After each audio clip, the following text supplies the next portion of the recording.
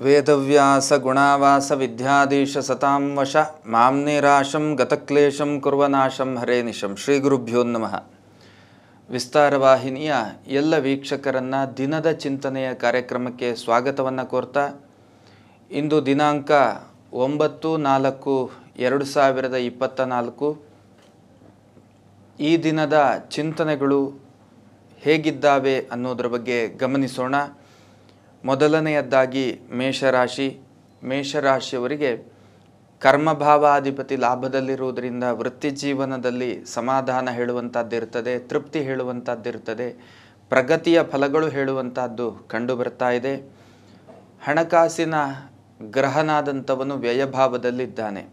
ಹಣ ಆಗಮನ ಉಂಟು, ಆದರೆ ಅದೇ ರೀತಿಯಲ್ಲಿ ನಿರ್ಗಮನವೂ ಕೂಡ ಇದೆ ಅಂತ ಹೇಳುವಂತಹ ರೀತಿಯ ಫಲವನ್ನು ಹೇಳಬೇಕಾಗ್ತದೆ. ಅಂತಹ ಸ್ಥಿತಿಯ ಫಲಗಳು ಕಂಡು ಬರ್ತಾ ಉಂಟು. ಅಷ್ಟಮಾಧಿಪತಿ ಲಾಭದಲ್ಲಿ, ರಾಶ್ಯಾಧಿಪತಿ ಮತ್ತು ಅಷ್ಟಮಾಧಿಪತಿಯಾದಂಥವನು ಲಾಭದಲ್ಲಿರುವುದರಿಂದ ಆರೋಗ್ಯ ವಿಷಯದಲ್ಲಿ ತೃಪ್ತಿ ಹೇಳುವಂಥದ್ದುಂಟು. ಕಾನೂನಾತ್ಮಕ ವಿಷಯದಲ್ಲಿಯೂ ಕೂಡ ಸಮಾಧಾನ ಹೇಳುವಂಥದ್ದು ನಿಮ್ಮ ಪಾಲಿಗಿರ್ತದೆ. ಆದರೆ ಕಾನೂನಿನ ಪ್ರಕ್ರಿಯೆ ಹೇಳುವಂಥದ್ದು ಗೊಂದಲ, ಆ ಕಡೆಗೋ ಈ ಕಡೆಗೋ, ನನ್ನ ಕಡೆಗೋ ಅಥವಾ ವಿರೋಧಿಯ ಕಡೆಗೋ ಹೇಳುವಂಥ ಒಂದು ಗೊಂದಲದ ಪ್ರಸಂಗ ಹೇಳುವಂಥದ್ದುಂಟು. ಒಂದಷ್ಟು ದಾಂಪತ್ಯ ವಿಷಯವಾಗಿ ಕಸಿವಿಸಿಯ ಅನುಭವಗಳು, ಮಕ್ಕಳಿಂದ ಸಂತೋಷದಾಯಕವಾದಂತಹ ಫಲಗಳು ಹೇಳುವಂಥದ್ದು ಕಂಡು ಬರ್ತಾ ಇದೆ. ತಾವುಗಳು ಗೀತೆಯ 1, 2, 3ನೇ ಅಧ್ಯಾಯದ ಪಾರಾಯಣ ಮಾಡಿ ಇದರಿಂದ ಶುಭ ಅನುಭವ ಹೇಳುವಂಥದ್ದು ಖಂಡಿತ ಸಾಧ್ಯ. ಇನ್ನು ವೃಷಭ ರಾಶಿ, ರಾಶ್ಯಾಧಿಪತಿ ಮತ್ತು ಷಷ್ಠಾಧಿಪತಿ ಆದಂಥವನು ಲಾಭಭಾವದಲ್ಲಿರುವಂಥದ್ದು ಒಂದು ಹಂತದಲ್ಲಿ 50-50 ಅಂತ ಹೇಳ್ಬೋದು. ವೃತ್ತಿಯೆಲ್ಲ ಚೆನ್ನಾಗಿರ್ತದೆ, ಹಣಕಾಸಿನ ವಿಷಯದಲ್ಲಿಯೂ ಚೆನ್ನಾಗಿರ್ತದೆ. ಆದರೆ ಹೊಸ ಥರದ ಏನಾದರೂ ಸಂಕಲ್ಪಗಳಿದ್ದು ಕೆಲಸ ಕಾರ್ಯಗಳನ್ನು ಮಾಡ್ತೇನಂತ ಹೊರಟ್ರೆ ಅದಕ್ಕೆ ಹಿನ್ನಡೆಯ ಫಲ. ಅದು ಭೂ ಖರೀದಿ, ಗೃಹ ನಿರ್ಮಾಣ, ಉದ್ಯಮದಲ್ಲಿ ಬದಲಾವಣೆಗಳು ಅಥವಾ ಉದ್ಯಮದಲ್ಲಿ ಮುಂದೆ ಮೇಲ್ಸ್ತರಕ್ಕೆ ಹೋಗುವಂಥ ಯೋಚನೆಗಳು, ಉದ್ಯೋಗದಲ್ಲಿ ಬದಲಾವಣೆಗಳು, ಇದನ್ನೆಲ್ಲ ಮಾಡಲಿಕ್ಕೆ ಹೊರಡಬೇಡಿ. ಅದಕ್ಕೆ ಹಿನ್ನಡೆಯ ಫಲಗಳು ಹೇಳುವಂಥದ್ದುಂಟು. ಸಾಂಸಾರಿಕ ಜೀವನದಲ್ಲಿ ಸಪ್ತಮಾಧಿಪತಿಯಾದಂಥ ಗ್ರಹ ಕರ್ಮಭಾವದಲ್ಲಿರುವುದರಿಂದ ಏನು ತೊಂದರೆ ಇಲ್ಲದೆ ಇರುವಂತಹ ಸ್ಥಿತಿ, ದಾಂಪತ್ಯದಲ್ಲಿ ಸಮಾಧಾನ ಉಂಟು. ಮಕ್ಕಳಿಂದಲೂ ಕೂಡ ಸಮಾಧಾನದ ಫಲ ಹೇಳುವಂಥದ್ದು ಕಂಡುಬರುತ್ತಾ ಇದೆ. ತಾವುಗಳು ಮಾಡಬೇಕಾದದ್ದೇನು ಕೇಳಿದರೆ ಗೀತೆಯ 4, 5, 6ನೇ ಅಧ್ಯಾಯದ ಪಾರಾಯಣವನ್ನು ಮಾಡಿ ಇದರಿಂದ ಒಳ್ಳೆಯ ಫಲ ಹೇಳುವಂಥದ್ದು ಖಂಡಿತ ಸಾಧ್ಯ. ಇನ್ನು ಮಿಥುನ ರಾಶಿಯವರಿಗೆ ರಾಶ್ಯಾಧಿಪತಿ ಮತ್ತು ಚತುರ್ಥಾಧಿಪತಿಯಾದಂತಹ ಗ್ರಹನ ಒಂದು ಕರ್ಮಭಾವದಲ್ಲಿ ಉದಯ, ಲಾಭದಲ್ಲಿ ಗುರುವಿನ ಉದಯ, ಬುಧನ ಉದಯವೂ ಕೂಡ ಲಾಭದಲ್ಲಿ, ಗುರುವಿನ ಉದಯವೂ ಕೂಡ ಲಾಭದಲ್ಲಿ ಆಗಿರುವುದರಿಂದ ಒಂದು ರೀತಿಯಲ್ಲಿ ಎಲ್ಲ ರಂಗದಲ್ಲಿಯೂ ಕೂಡ ಸಮಾಧಾನ ಹೇಳುವಂಥದ್ದಿರ್ತದೆ. ವೃತ್ತಿಯ ರಂಗ ಅಥವಾ ಆರ್ಥಿಕತೆಯ ರಂಗ, ಆದರೆ ಆರ್ಥಿಕತೆಯ ಆದಾಯದ ಜೊತೆಗೆ ನಿರ್ಗಮನ, ವ್ಯಯದ ಫಲವೂ ಕೂಡ ಕಂಡು ಬರ್ತಾ ಇದೆ. ದಾಂಪತ್ಯ ಕಸಿವಿಸಿ ಫಲಗಳು ಹೇಳುವಂಥದ್ದುಂಟು. ಕರ್ಮಭಾವದಲ್ಲಿ ಒಂದು ರೀತಿಯಲ್ಲಿ ಮನಸ್ಸಿಗೆ ತೃಪ್ತಿ ಕೊಡುವ ಸ್ಥಿತಿಯಲ್ಲಿ ಇರುವುದಿಲ್ಲ. ಕೆಲಸ ಚೆನ್ನಾಗಿರ್ತದೆ, ಆದರೆ ಆ ಪರಿಸರ ಹೇಳುವಂಥದ್ದು ನಿಮಗೆ ತೃಪ್ತಿ ಕೊಡುವಂತಹ ಸ್ಥಿತಿ ಇರುವುದಿಲ್ಲ ಅಂತ ಹೇಳುವಂಥದ್ದು. ಅನಾರೋಗ್ಯದ ನಿಮಿತ್ತವಾದಂಥ ಒಂದಷ್ಟು ವ್ಯಯದ ಫಲಗಳು ಹೇಳುವಂಥದ್ದು ನಿಮ್ಮ ಪಾಲಿಗಿರ್ತದೆ. ತಾವುಗಳು ಮಾಡಬೇಕಾದದ್ದೇನು ಕೇಳಿದರೆ ಭಗವದ್ಗೀತೆಯ 7, 8, 9ನೇ ಅಧ್ಯಾಯದ ಪಾರಾಯಣವನ್ನು ಮಾಡಿ ಇದರಿಂದ ಶುಭ ಸೂಚನೆ ಹೇಳುವಂಥದ್ದು ಖಂಡಿತ ಸಾಧ್ಯ.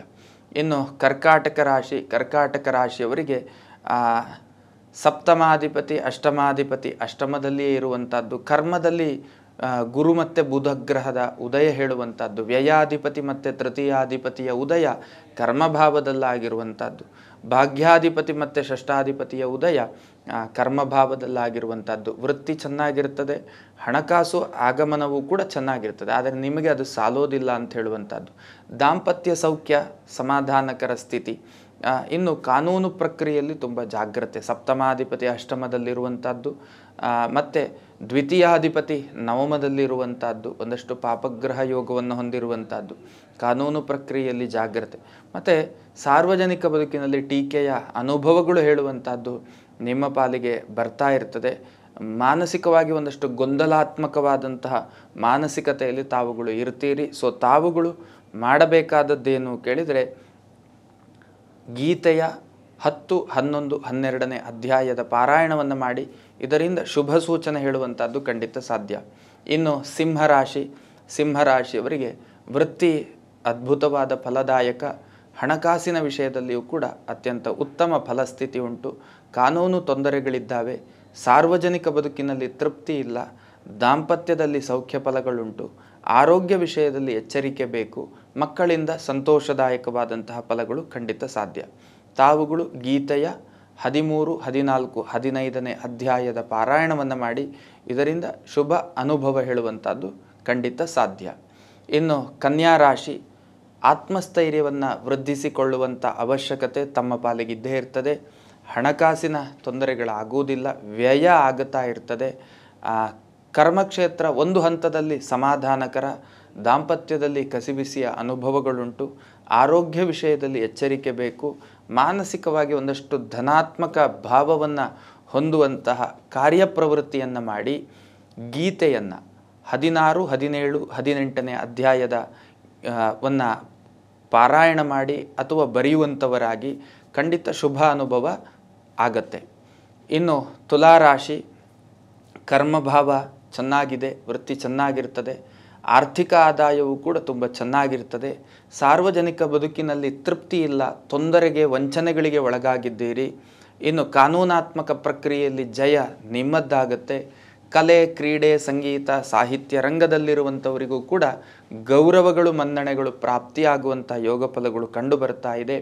ಎಲುಬು ನರಗಳಿಗೆ ಸಂಬಂಧಪಟ್ಟಂಥ ಅನಾರೋಗ್ಯದ ಬಾಧೆ, ತಾವುಗಳು ಗೀತೆಯ 1, 2, 3ನೇ ಅಧ್ಯಾಯದ ಪಾರಾಯಣವನ್ನು ಮಾಡಿ ಒಳ್ಳೆಯ ಫಲ ಖಂಡಿತ ಸಾಧ್ಯ. ಇನ್ನು ವೃಶ್ಚಿಕ ರಾಶಿ, ವೃತ್ತಿ ಸುಧಾರಣೆಯ ಹಂತ, ಆರ್ಥಿಕ ಆದಾಯವು ಕೂಡ ಸುಧಾರಣೆಯ ಹಂತ, ದಾಂಪತ್ಯ ಸೌಖ್ಯ ಇದೆ, ಹೊಸ ಥರದ ಚಿಂತನೆಗಳಿಗೆ ಅವಕಾಶ ಇರುವುದಿಲ್ಲ. ಒಂದಷ್ಟು ತಾಳ್ಮೆಯಿಂದ ವ್ಯವಹರಿಸುವಂತಹ ಕಾರ್ಯಪ್ರವೃತ್ತಿಯನ್ನು ಮಾಡಿ ಬಹಳ ದೊಡ್ಡ ಜಯಪ್ರಾಪ್ತಿ ಹೇಳುವಂಥದ್ದು ನಿಮ್ಮ ಪಾಲಿಗಾಗ್ತದೆ. ಇನ್ನು ಸಾರ್ವಜನಿಕ ಬದುಕು ಸಮಾಧಾನಕರ ಇರುವುದಿಲ್ಲ, ಕಾನೂನು ಪ್ರಕ್ರಿಯೆಯಲ್ಲಿ ಹಿನ್ನಡೆಯ ಫಲಗಳು ಹೇಳುವಂಥದ್ದು ನಿಮ್ಮ ಪಾಲಿಗಾಗುವಂತಹ ಸಾಧ್ಯತೆಗಳಿದ್ದಾವೆ. ಒಂದಷ್ಟು ಭಾವನೆಗೆ ಬೆಲೆ ಕೊಟ್ಟು ವ್ಯವಹರಿಸುವಂತಹ ಅನಿವಾರ್ಯತೆ ತಮ್ಮ ಪಾಲಿಗೆ ಬರ್ತದೆ. ಸೊ ಅಂತಹ ಸನ್ನಿವೇಶಗಳನ್ನು ತಾವುಗಳು ಎಕ್ಸೆಪ್ಟ್ ಮಾಡಬೇಕಾದಂಥ ಅವಶ್ಯಕತೆಗಳಿದ್ದಾವೆ. ಸೊ ತಾವುಗಳು ಮಾಡಬೇಕಾದದ್ದೇನು ಕೇಳಿದರೆ ಗೀತೆಯ 4, 5, 6ನೇ ಅಧ್ಯಾಯವನ್ನು ಪಾರಾಯಣ ಮಾಡಿ ಇದರಿಂದ ಶುಭ ಸೂಚನೆ ಹೇಳುವಂಥದ್ದು ಖಂಡಿತ ಸಾಧ್ಯ. ಇನ್ನು ಧನುರ್ರಾಶಿ, ಕರ್ಮಭಾವದ ಒಂದಷ್ಟು ಫಲಗಳು, ಸಪ್ತಮ ಭಾವದ ಒಂದಷ್ಟು ಫಲಗಳು ಎರಡೂ ಕೂಡ ಅತ್ಯಂತ ಉತ್ತಮ ಫಲ ಸ್ಥಿತಿಯಲ್ಲಿ ಕಂಡುಬರ್ತಾ ಇದೆ. ಕೌಟುಂಬಿಕ ಜೀವನದಲ್ಲಿ ಅಷ್ಟೊಂದು ಸಮಾಧಾನಕರವಾದಂಥ ಫಲಗಳು ಇರುವುದಿಲ್ಲ, ಮಕ್ಕಳಿಂದ ಸಂತೋಷದಾಯಕವಾದಂತಹ ಫಲಗಳುಂಟು, ಕಾನೂನಾತ್ಮಕವಾದಂಥ ಒಂದಷ್ಟು ತೊಂದರೆಗಳು ಹೇಳುವಂಥದ್ದು ನಿಮ್ಮ ಪಾಲಿಗೆ ಕಂಡು ಬರ್ತಾ ಇದೆ. ಪ್ರಯಾಸದ ಪ್ರಯಾಣದ ಯೋಗ ಫಲಗಳು. ಸೊ ತಾವುಗಳು ಮಾಡಬೇಕಾದದ್ದೇನು ಕೇಳಿದರೆ ಗೀತೆಯ 9, 10, 11ನೇ ಅಧ್ಯಾಯದ ಪಾರಾಯಣವನ್ನು ಮಾಡಿ ಇದರಿಂದ ಶುಭ ಅನುಭವ ಹೇಳುವಂಥದ್ದು ಖಂಡಿತ ಸಾಧ್ಯ. ಇನ್ನು ಮಕರ ರಾಶಿಗೆ ಸಂಬಂಧಪಟ್ಟ ಹಾಗೆ ವೃತ್ತಿ ಜೀವನ ಒಂದು ರೀತಿಯಲ್ಲಿ ಚೇತರಿಕೆಯ ಹಂತ, ಹಣಕಾಸಿನ ವಿಷಯದಲ್ಲಿಯೂ ಚೇತರಿಕೆಯ ಹಂತ. ಎಲ್ಲಿಯೋ ಕಾನ್ಫಿಡೆನ್ಸ್ ಥ್ರೂ ಒಂದಷ್ಟು ಹೂಡಿಕೆಗಳನ್ನು ಮಾಡಲಿಕ್ಕೆ ಹೊರಡುವಾಗ ಅತ್ಯಂತ ಜಾಗ್ರತೆ ಮಾಡಿ ಮತ್ತು ಒಂದಷ್ಟು ಕ್ರಾಸ್ ಚೆಕ್ಗಳನ್ನು ಮಾಡಿಕೊಂಡು ತಾವುಗಳು ಆ ಕೆಲಸವನ್ನು ಮಾಡುವುದು ಔಚಿತ್ಯ ಅಂತ ಅನ್ನಿಸ್ತಾ ಉಂಟು. ದಾಂಪತ್ಯದಲ್ಲಿ ಸೌಖ್ಯ ಫಲಗಳುಂಟು. ಕಬ್ಬಿಣದಿಂದ ಮತ್ತು ನೀರಿನಿಂದ, ಬೆಂಕಿಯಿಂದ, ಕರೆಂಟ್ನಿಂದ ತೊಂದರೆಗಳನ್ನು ಎದುರಿಸುವಂಥ ಅನಿವಾರ್ಯತೆ ಕಂಡುಬರ್ತಾ ಇದ್ದಾವೆ. ಒಂದಷ್ಟು ಒಳ್ಳೆಯ ಫಲದ ಜೊತೆಗೆ ನಷ್ಟ ಫಲಗಳು ಕೂಡ ನಿಮ್ಮ ಅನುಭವಕ್ಕೆ ಬರುವ ಸಾಧ್ಯತೆ, ಒಂದಷ್ಟು ಪ್ರಯಾಸಗಳು ಹೇಳುವಂಥದ್ದು ನಿಮ್ಮ ಪಾಲಿಗಿದೆ. ಸೊ ತಾವುಗಳು ಮಾಡಬೇಕಾದದ್ದೇನು ಕೇಳಿದರೆ ಗೀತೆಯ 16 ಮತ್ತು 17, 18ನೇ ಅಧ್ಯಾಯದ ಪಾರಾಯಣವನ್ನು ಮಾಡಿ ಇದರಿಂದ ಶುಭ ಸೂಚನೆ ಹೇಳುವಂಥದ್ದು ಖಂಡಿತ ಸಾಧ್ಯ. ಇನ್ನು ಕುಂಭರಾಶಿಯವರಿಗೆ ಕರ್ಮಭಾವದಲ್ಲಿ ಒತ್ತಡಗಳು, ಮಾನಸಿಕವಾಗಿ ಒತ್ತಡ, ದೈಹಿಕವಾಗಿ ಬಳಲುವಿಕೆ ಎರಡೂ ಕೂಡ ಇರುವಂಥದ್ದು. ಹಣಕಾಸನ್ನು ಹೊಂದಿಸುವಂಥದ್ದು ಕೂಡ ಒಂದು ಹೋರಾಟದ ಜೀವನವಾಗಿ ಕಂಡುಬರ್ತಾ ಇದೆ. ದಾಂಪತ್ಯದಲ್ಲಿ ಒಂದು ಹಂತದ ತೃಪ್ತಿಗೆ ಸೀಮಿತ, ಕೌಟುಂಬಿಕ ಜೀವನ ಹೇಳುವಂಥದ್ದು ತಮಗೆ ಸಹಕಾರ ಸ್ಥಿತಿಯಲ್ಲಿ ಇರುವುದಿಲ್ಲ. ಒಂದಷ್ಟು ಗೊಂದಲದ ಮನಸ್ಥಿತಿ ಹೇಳುವಂಥದ್ದು ನಿಮ್ಮೊಳಗೆ ಏರ್ಪಡುವಂಥ ಸಾಧ್ಯತೆ. ಸಾಲ ಮಾಡಬೇಡಿ, ಸಾಲ ಕೊಡಲಿಕ್ಕೆ ಹೋಗಬೇಡಿ. ತಾವುಗಳು ಮಾಡಬೇಕಾದದ್ದೇನು ಕೇಳಿದರೆ ಗೀತೆಯ 10, 11, 12ನೇ ಅಧ್ಯಾಯದ ಪಾರಾಯಣವನ್ನು ಮಾಡಿ ಇದರಿಂದ ಶುಭ ಸೂಚನೆ ಹೇಳುವಂಥದ್ದು ಖಂಡಿತ ಸಾಧ್ಯ.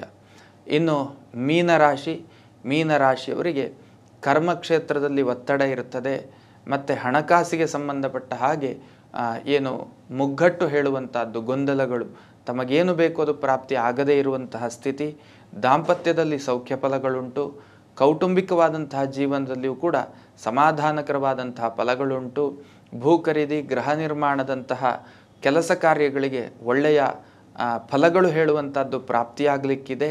ಒಂದಷ್ಟು ವ್ಯಯದ ಯೋಗ ಫಲಗಳು ಕೂಡ ನಿಮ್ಮ ಅನುಭವಕ್ಕೆ ಬರಲಿಕ್ಕುಂಟು. ಮಕ್ಕಳಿಂದ ಒಂದು ಹಂತದ ತೃಪ್ತಿಯ ಅನುಭವ, ಚರ್ಮ ಸಂಬಂಧವಾದಂಥ, ರಕ್ತ ಸಂಬಂಧವಾದಂಥ ಆರೋಗ್ಯದ ವ್ಯತ್ಯಾಸಗಳು ಕೂಡ ನಿಮ್ಮ ಪಾಲಿಗೆ ಆಗುವುದಕ್ಕೆ ಸಾಧ್ಯತೆಗಳಿದ್ದಾವೆ.